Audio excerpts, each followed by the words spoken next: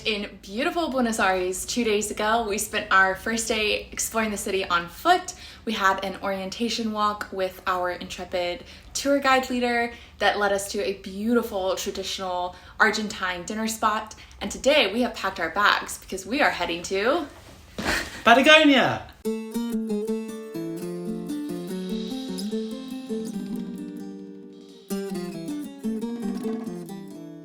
We just spent 3 epic days exploring El Chaltén. It's an adorable little mountain town in the Argentina Patagonia region. There are lots of local restaurants and cafes. There's great regional wine, and it's just a really cute little hub for hiking.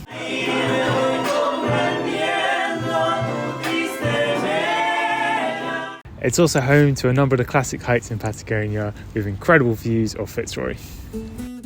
Our first hike in Patagonia was an epic 22-kilometer out and back trail.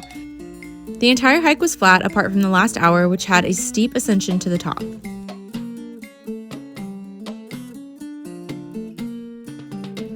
One thing to keep in mind if you're visiting Patagonia during peak season, aka its summer season, is that this is also the windiest time of the year.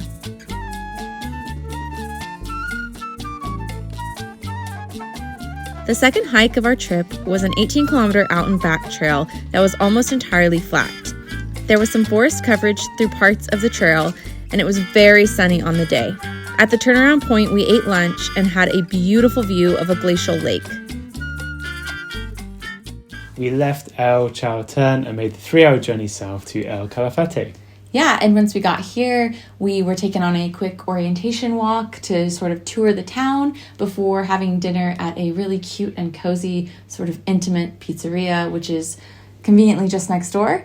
But the main reason we are here is to see the glacier. El Calafate is home to one of the only growing glaciers in the world, Perito Moreno. As an optional activity, you can do a mini trek on the glacier, which I highly recommend. It was definitely one of the highlights of the entire trip.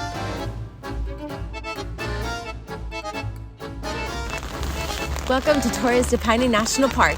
After making a land border crossing from Argentina over into Chile, we would be camping in tents in Torres del Paine with stunning mountain views. This would be the base for our next few days of hiking.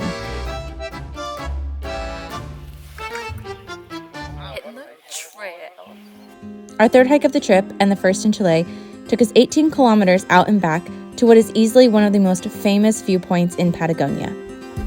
This hike is part of one of the region's most popular multi-day hikes, known as the W Trek.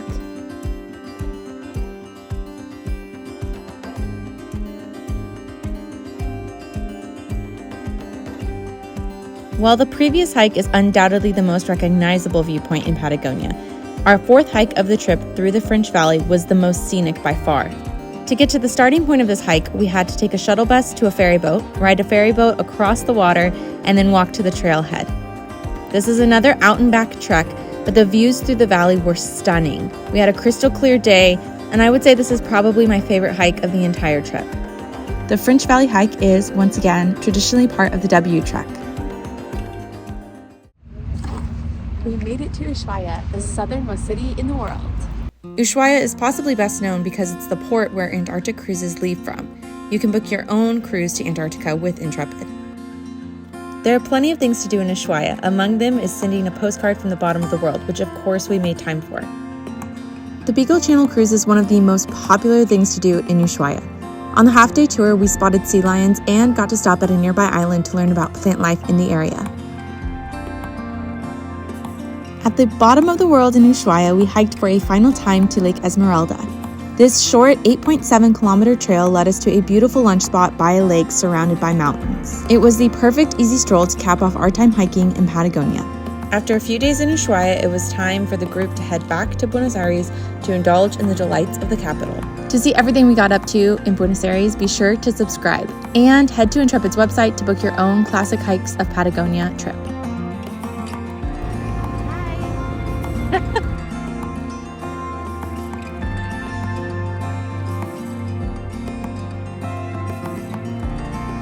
There you go. That's a good look.